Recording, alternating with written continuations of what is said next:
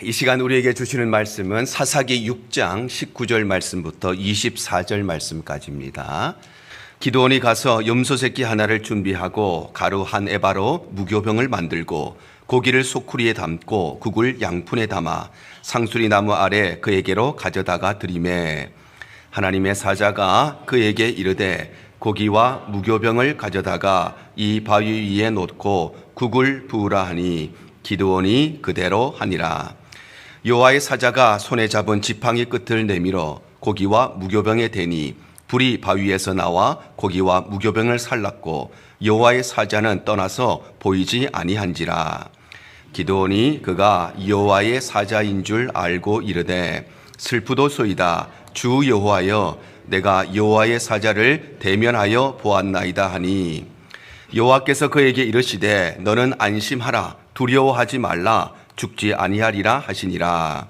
기드온이 여호와를 위하여 거기서 제단을 쌓고 그것을 여호와 샬롬이라 하였더라.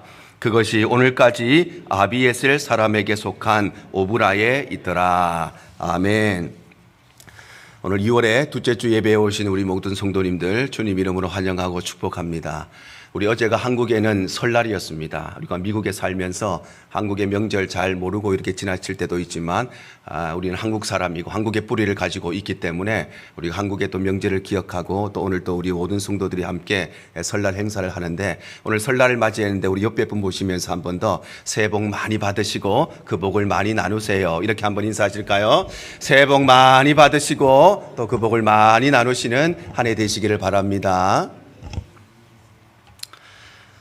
성경이 나오는 하나님의 이름 가운데 여호와 이레, 여호와 라파, 여호와 니시와 더불어서 우리에게 잘 알려져 있는 또 하나의 이름이 바로 여호와 샬롬입니다.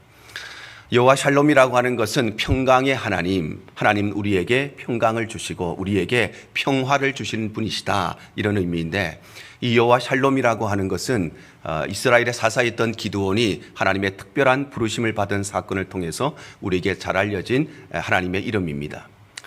이 땅을 살아가는 모든 사람들은 평화를 염원하고 평강이 있기를 원합니다.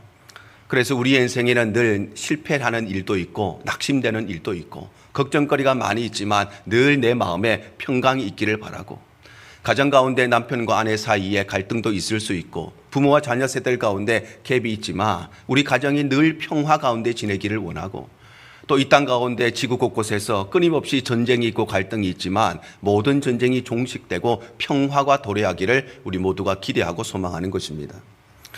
특별히 이스라엘 백성들은 지난 수천 년의 역사 가운데 수많은 고난과 질고의 세월을 겪었기 때문에 누구보다도 이 평화를 염원하는 민족이고, 그래서 유대인들은 지금도 누군가를 만나면 샬롬이라고, 하나님의 은혜가 당신의 삶에 임하기를 기원한다고 인사하는 것입니다. 이스라엘 백성들은 모세와 여호수아가 죽은 이후에 사사들이 통치하는 소위 사사시대를 맞이하게 됩니다. 그런데 이 사사시대의 특징이 있는데 그것은 네 가지의 사건이 끊임없이 반복된다는 것입니다. 첫 번째 사건은 이스라엘 백성들의 범죄이고, 두 번째는 하나님의 징계이고, 세 번째는 이스라엘 백성들의 회개이고, 네 번째는 하나님의 구원입니다. 그래서 이스라엘 백성들이 끊임없이 하나님의 목전에 죄악을 행하면 하나님께서 그 죄악에 대해서 징계를 하시고, 그러면 이스라엘 백성들이 그것에 대해서 하나님께 부르짖고 회개하면 하나님이 그 부르짖음을 들으시고 그들을 구원하시는 이 네 가지의 사건이 끊임없이 반복되었던 시대가 바로 사사기의 시대입니다. 그런데 그러던 중에 이스라엘 백성들이 미디안 족속의 압제를 받게 되고, 그래서 하나님께서는 이 미디안의 지배를 받고 있던 이스라엘 백성들을 구원하시기 위해서 기드온을 부르시는데, 이때 기드온이 하나님을 위해서 쌓은 제단이 바로 여호와 샬롬입니다. 오늘 24절 상반절이 이렇게 말씀하죠. 기드온이 여호와를 위하여 거기서 제단을 쌓고 그것을 여호와 샬롬이라 하였더라. 바로 하나님은 여호와 샬롬의 하나님, 하나님은 우리에게 평강의 은혜를 주시는 분이신데, 그렇다면 우리의 삶에 수많은 걱정거리, 염려거리, 가정을 바라보고 남편 바라보고 자녀들 바라보고 내 일터 바라보면 늘 우리의 마음에는 걱정이 많고, 때로는 우리의 삶에 낙심되는 일들, 실패되는 일들, 이런 일이 참 많은데, 이런 우리의 인생 가운데 어떻게 하면 이 여호와 샬롬의 은혜, 하나님이 주시는 평강을 누릴 수가 있는가, 오늘 함께 말씀을 나누기를 원합니다. 먼저 우리가 여호와 샬롬, 하나님의 평강을 누리기 위해서는 죄의 문제를 해결함으로써 하나님과의 관계를 회복해야 합니다. 기도원 시대의 이스라엘 백성들은 미디안 족속들의 압제를 받고 있었습니다. 그래서 미디안 족속들은 이스라엘 백성들이 이제 땅을 갈고 밭을 갈고 씨앗을 뿌리고 농사를 짓는 농번기에는 조용히 있다가, 그리고 이스라엘 백성들이 한 해 동안 농사를 다 짓고 추수할 때가 되면 그 시간을 맞추어서 이스라엘 진영으로 쳐들어와서 1년 동안 수고한 그들의 농작물들을 모두 빼앗아가고 그들이 수고한 모든 양과 소와 살찐 짐승들을 모두 다 훔쳐갔던 것입니다. 그래서 이스라엘 백성들은 이러한 미디안 백성들의 압제로 인하여서 날마다 이 경제적인 고통은 물론이고 육체적인 고통과 무엇보다도 늘 마음의 두려움과 불안감 가운데 살 수밖에 없었습니다. 그런데 문제는 이스라엘 백성들이 왜 미디안의 압제를 받게 되었는가 하는 것입니다. 그들은 하나님의 백성이고 하나님의 은혜를 경험한 사람들인데 왜 이방 민족의 지배를 받게 되었는가 하는 것입니다. 성경은 그 이유를 분명하게 이렇게 기록합니다. 사사기 6장 1절입니다. 이스라엘 자손이 또 여호와의 목전에 악을 행하였으므로 여호와께서 7년 동안 그들을 미디안의 손에 넘겨주셨다 말씀합니다. 바로 이스라엘 백성들이 미디안의 지배를 받게 된 이유는 이스라엘의 지도자들이 무능해서가 아니라, 그들의 정책이 실패해서가 아니라, 이스라엘의 군사력이 부족하고 이스라엘 백성들의 IQ가 낮고 교육 수준이 낮아서 그래서 미디안의 지배를 받게 된 것이 아니라, 이스라엘 백성들이 미디안의 지배를 받게 된 것은 그들이 여호와의 목전에 악을 행하였기 때문에, 즉 하나님 앞에 범죄했기 때문이라는 것입니다. 우리 인간은 하나님의 형상대로 지음받은 존재이기 때문에 하나님과 함께 살아갈 때만이 참된 평강을 누릴 수가 있습니다.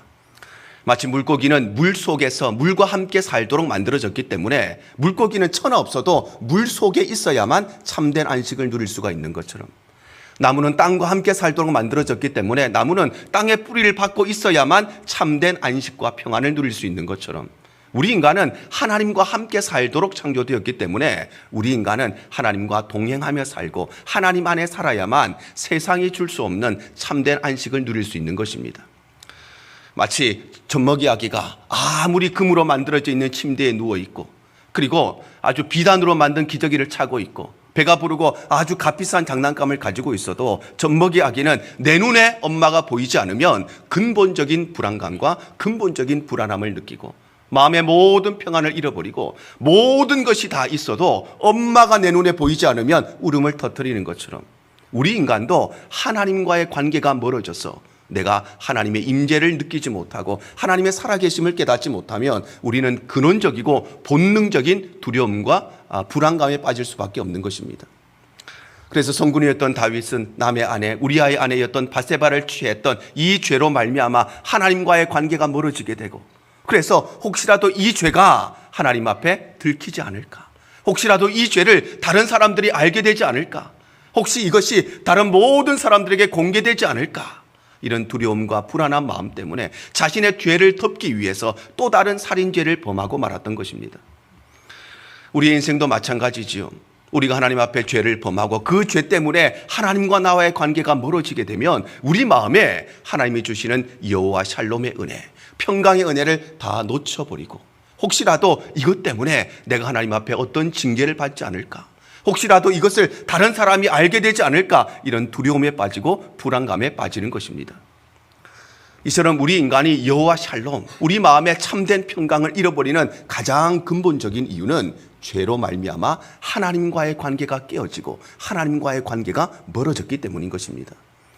그러므로 우리가 여호와 샬롬, 하나님이 주시는 평강을 누리기 위해서는 하나님과 우리 사이를 가로막고 있는 죄의 문제를 해결함으로써 하나님과의 관계를 회복해야 되는 것입니다. 그래서 하나님께서는 이 죄의 문제, 하나님과 우리 사이를 가로막고 있는 장벽을 무너뜨리기 위해서 예수 그리스도를 이 땅에 보내신 것입니다.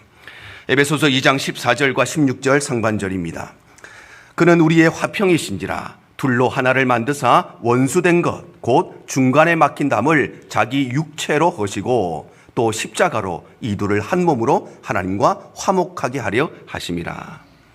바로 예수님께서는 십자가의 죽으심을 통하여서 하나님과 우리를 가로막고 있던 죄의 장벽을 자신의 육체로 허시고 이 십자가를 통하여 하나님과 우리를 화목하게 하시고 하나님과 우리의 깨어진 관계를 회복하게 하셨을 뿐만 아니라 이 십자가를 통하여서 우리에게 여호와 샬롬, 하나님만이 줄 수 있는 참된 평안을 주시는 것입니다. 요한복음 14장 27절 상반절입니다. 평안을 너희에게 끼치노니 곧 나의 평안을 너희에게 주노라. 내가 너희에게 주는 것은 세상이 주는 것과 같지 아니하니라.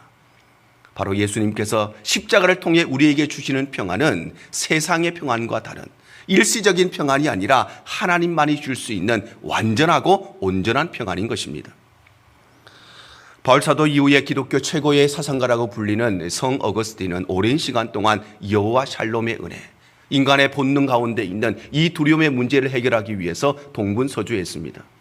그래서 여호와 샬롬의 은혜를 얻기 위해서 때로는 공부에 매진하기도 하고 또 때로는 성적인 쾌락에 빠질 때도 있었고 또 때로는 이 심한 종교에 심취할 때도 있었습니다. 그런데 그 어떤 것도 그에게 진정한 안식과 진정한 평안을 가져다 주지 못했습니다. 그런데 그러던 어느 날 성경을 펴서 읽으라고 하는 하나님의 음성을 듣게 되고 그가 하나님의 말씀을 펴서 읽고 그 말씀을 통해서 여호와 샬롬, 하나님이 주시는 참된 평강을 얻게 되는데 그 말씀이 로마서 13장 14절의 말씀입니다. 오직 주 예수 그리스도로 옷 입고 정욕을 위하여 육신의 일을 도모하지 말라. 바로 그는 십자가에서 주 예수 그리스도께서 우리의 모든 죄 문제를 해결하심으로 하나님과의 관계를 회복하시고 이를 통해서 우리에게 참 평안을 주신다는 사실, 예수 그리스도를 통해서 그는 세상이 줄 수 없고 세상이 알 수 없는 참된 평안을 경험하게 되는 것입니다. 그래서 그는 그 유명한 참회록 첫 페이지에서 우리 인간은 하나님을 만나기 전까지는 절대 참된 평안을 얻을 수가 없다고 고백하는 것입니다. 여러분, 세상에서 가장 안전한 차는 어떤 차일까요? 비싸고 튼튼하고 탱크처럼 튼튼하면 그 차가 제일 안전한 차일까요? 그렇지가 않아요.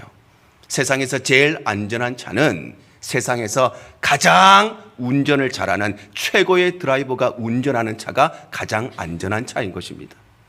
그 차가 아무리 크고 아무리 튼튼하고 아무리 비싼 차라고 할지라도 그 차를 운전하는 드라이버가 미숙하다면 그 차에 타고 있는 사람들은 평안을 누릴 수가 없고 평안히 잠잘 수가 없는 것입니다. 그러나 차가 좀 오래되어도, 연식이 좀 오래되어도 그 차를 운전하는 드라이버가 세상에 둘도 없는 최고의 운전가라면 그 차를 타고 있는 모든 사람은 참된 평안을 누릴 수 있는 것처럼 우리 인생도 이와 마찬가지로 하나님과의 관계를 회복하고 하나님이 내 삶의 주인 되시고 하나님이 내 인생의 운전대를 잡으실 때 우리는 세상이 줄 수 없는 참된 평안을 얻을 수가 있는 것입니다.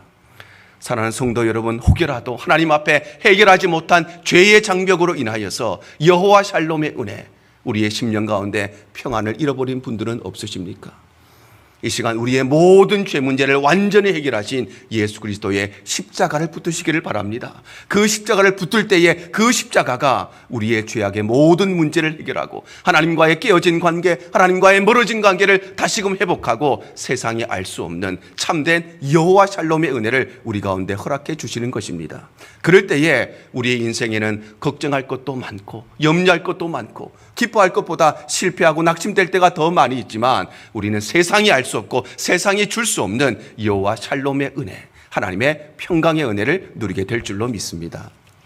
두 번째로 우리가 여호와 샬롬, 하나님의 평강을 누리기 위해서는 우리의 삶에 있는 불평과 원망의 문제를 해결하고 그래서 환경과의 관계를 회복해야 되는 것입니다. 이스라엘 백성들은 미디안의 압제로 말미암아 경제적인 고통과 또 육체적인 고통 뿐만 아니라 늘 마음의 불안감과 두려움 가운데 살았을 뿐만 아니라 심지어는 일상의 생활을 할 수가 없어서 삶의 터전을 모두 내려놓고 깊은 산으로 들어가서 그곳에서 굴을 파고 웅덩이를 파고 미디안 사람들의 눈을 피해서 그곳에서 숨어서 살아야만 했습니다. 그런데 이들에게 진짜 문제는 이런 육체적인 고통이 진짜 문제가 아니라 이들의 마음속에 원망과 불평의 마음이 가득 차 있었다는 것입니다. 사사기 6장 13절 하반절에 이렇게 말씀합니다. 여호와께서 우리와 함께 계시면 어찌하여 이 모든 일이 우리에게 일어났나이까? 또 우리 조상들이 일찍이 우리에게 이르기를 여호와께서 우리를 애굽에서 올라오게 하신 것이 아니냐 한 그 모든 이적이 어디 있나이까? 바로 이스라엘 백성들의 마음속에는 하나님이 살아계시다면 왜 우리 민족이 이렇게 어려움을 당하는 것입니까? 하나님이 우리를 사랑하신다면 왜 우리의 삶에 기적을 베푸시지 않으시는 것입니까? 하나님이 우리의 삶에 함께 하시고 동행하시는데 왜 우리에게는 이런 고난과 어려움이 있는 것입니까? 이스라엘 백성들의 마음속에 이런 불평과 원망의 마음이 있었다는 것입니다. 불평하고 원망하면 빼놓을 수 없는 사람들이 바로 광야를 걸어갔던 이스라엘 백성들이죠. 그들은 40년 동안 끊임없이 변함없이 성실하고 신실하게 그렇게도 불평하고 원망했던 사람이 광야의 이스라엘 백성들이었습니다. 그래서 그들은 하나님께서 살아계신데 왜 우리가 목마름에 처해 있는가? 하나님이 우리를 사랑하신다면 왜 우리에게 먹을 것을 제공해 주시지 않는가? 하나님이 우리와 동행하시고 우리와 함께 하시는데 왜 우리 가운데 이런 어려움이 생기는가? 그들은 불평과 원망의 마음으로 가득 차 있었습니다. 그러나 사실 하나님께서는 그들을 위하여 수많은 이적들과 기적들을 베푸셨습니다. 그들을 구원하시기 위해서 애굽 땅에 10가지의 재앙을 내리십니다. 그들을 인도하시기 위해서 불기둥과 구름기둥을 허락하시고 그들을 구원하시기 위해서 인류 역사에 없는 바다를 가르시는 기적을 행하시고 쓴물을 만나면 단물로 바꾸어 주시고 배가 고프면 만나의 주라기를 허락하시고 목이 마르면 반석에서 물이 터져 나오게 하시는 하나님의 기적을 공급해 주셨지만 그들은 이 모든 은혜를 다 잃어버리고 감사하지 못하고 왜 하나님이 살아계시는데 왜 하나님이 우리를 사랑하시는데 내 삶에 이런저런 어려움이 생기는가 불평하고 원망했던 것입니다. 오늘날 우리의 삶도 마찬가지지요. 지난날 하나님께서 우리를 먹이시고 입히셨습니다. 어려움이 당할 때마다 족한 은혜 주셔서 흘러넘치는 은혜를 주셔서 우리가 여기까지 살아왔습니다. 하나님 앞에 기도할 때마다 하늘의 문을 여시고 우리에게 필요한 것들을 공급하시고 하나님은 우리의 삶을 인도하시고 지키시고 보호하셔서 그래서 오늘 또 우리가 여기에서 하나님 앞에 예배 드리지만 우리는 날마다 하나님 앞에 원망하고 불평하면서 내가 하나님을 믿는 하나님의 자녀인데 하나님이 내 삶의 주인 되신다는데 왜 우리의 가정과 우리의 자녀들에게 어려운 문제가 생기고 내가 주일날이 되면 한 번도 빠지지 않고 이렇게 성실하게 주일 성수를 하는데 그런데 왜 나에게 육체의 질병이 찾아오고 내 물질을 쪼개어서 하나님 앞에 헌금 생활도 하는데 내 사업이 이렇게 풀리지가 않고 내가 교회 봉사도 하는데 왜 내 삶에는 이런 고통과 이런 어려움이 찾아오는가? 우리가 늘 불평과 원망 속에 있다면 우리는 여호와 샬롬 하나님이 주시는 평강을 상실할 수밖에 없는 것입니다. 이처럼 우리가 여호와 샬롬의 은혜를 상실하는 또 하나의 이유는 우리 마음 가운데 있는 불평과 원망의 마음 때문인 것입니다. 그러므로 우리가 하나님이 주시는 참된 평안을 누리기 위해서는 우리의 삶에 있는 모든 불평의 마음들, 모든 원망의 마음들을 해결함으로써 환경과의 관계를 회복해야 되는 것입니다. 그런데 이 환경과의 관계를 회복하는 일에 가장 중요하고 가장 첫 번째는 다름 아니라 내 환경 가운데 있는 사람들과의 관계를 회복하는 것입니다. 야곱은 외갓집에 20년 동안 살면서 수많은 부를 이루었습니다. 4명의 아내를 가지게 되고 12명의 아들들을 가지게 되고 그리고 수많은 재산을 가진 거부가 되었습니다. 그렇게 많은 부자가 되었는데도 그의 마음에는 여호와 샬롬 하나님의 평강이 없었습니다. 왜냐하면 그에게는 철천지 원수가 되어버린 형과의 관계가 회복되지 않았기 때문입니다. 그래서 그는 모든 사람들이 부러워하는 그렇게도 많은 재산을 가지고 있었는데도 불구하고 여호와 샬롬의 은혜를 누리지 못하던 인생이었던 것입니다. 그런데 그러했던 그가 야복 강가에서 하나님을 만나고 하나님과의 관계를 회복하고 그것을 통해서 형과의 관계를 회복할 때에 그에게는 참된 여호와 샬롬 하나님이 주시는 평강의 은혜가 임하게 되는 것입니다. 최후의 만찬을 그렸던 다빈치는 그 그림을 그리기 얼마 전에 자신과 매우 가까이 지내던 한 친구와 아주 심하게 다툼을 벌이게 됩니다. 그리고는 최후의 만찬을 그리기 시작하는데 가룟 유다의 얼굴을 그리면서 가룟 유다의 얼굴이 어떻게 생겼는지 아무도 알 수가 없으니까 누구를 모델로 해서 이 얼굴을 그릴까 고민하다가 자기와 싸웠던 그 친구의 얼굴을 모델로 해서 가룟 유다의 얼굴을 그리게 됩니다. 그리고는 마지막으로 예수님의 얼굴을 그리려고 하는데 도무지 예수님의 얼굴을 그릴 수가 없는 것입니다. 아니, 그려지지가 않는 것입니다.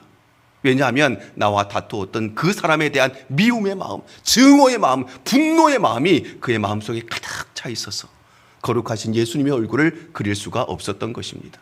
시도하고 또 시도하는데 도무지 예수님의 얼굴을 그릴 수가 없어서 다빈치는 결국 자신과 그렇게 다투었던 그 친구를 찾아가서 그와 화해하고 그와 용서하고 그와 용납하고 난 뒤에 그리고 돌아와서 예수님의 얼굴을 완성함으로써 우리 인류 역사의 매우 찬란한 문화유산 중에 하나인 이 최후의 만찬을 완성하게 되는 것입니다. 사랑하는 성도 여러분, 사과는 누가 하는 것일까요? 많은 사람들이 사과는 잘못한 사람이 하는 것이라고 생각합니다. 그러나 사과는 잘못한 사람이 하는 것이 아닙니다.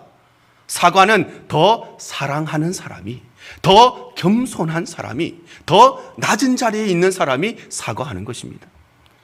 남편과 아내가 부부싸움을 합니다. 누가 먼저 사과하느냐? 잘못한 사람이 사과하는 것이 아닙니다. 더 사랑하는 사람이, 더 성숙한 사람이 사과하는 것입니다. 그래서 부모님들은 자식에게 뭐가 그렇게 잘못해서 그렇게 미안한 것이 많은 것입니까?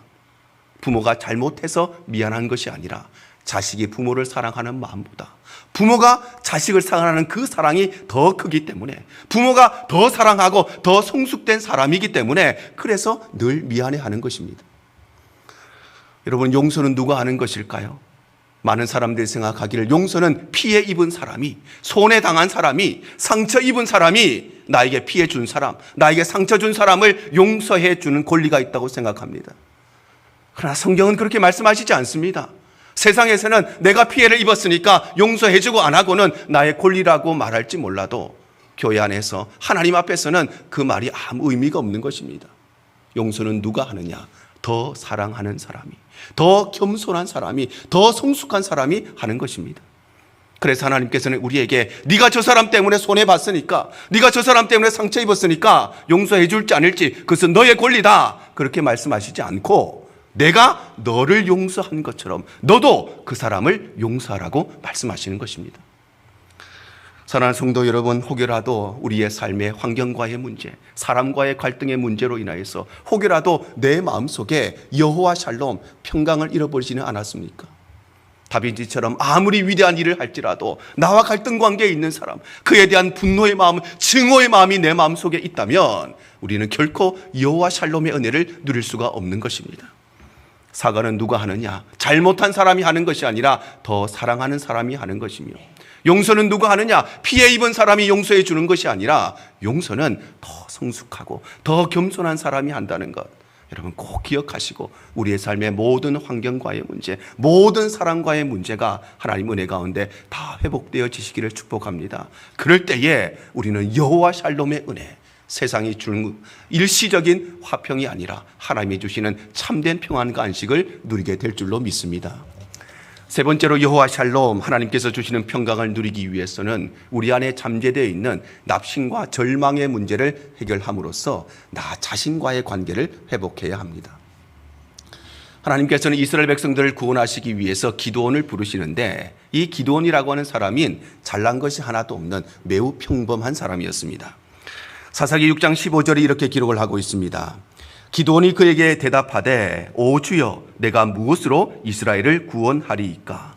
보소서, 나의 집은 므낫세 중에 극히 약하고 나는 내 아버지 집에서 가장 작은 자니이다.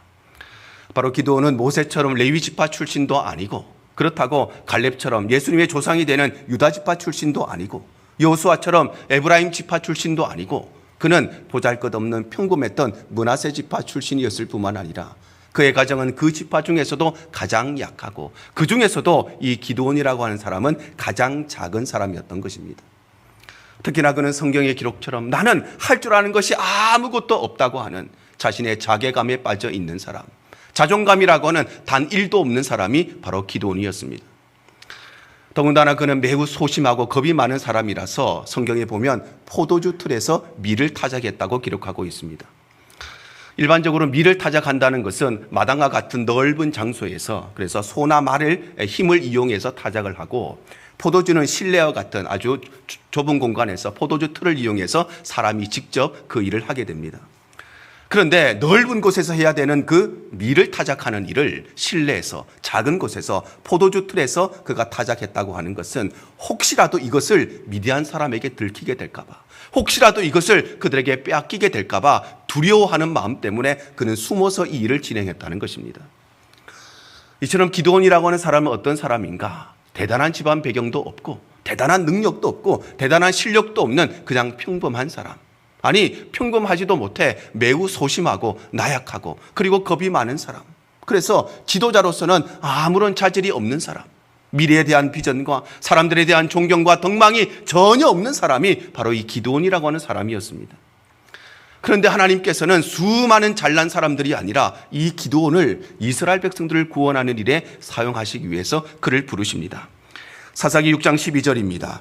여호와의 사자가 기드온에게 나타나 이르되 큰 용사여 여호와께서 너와 함께 계시도다.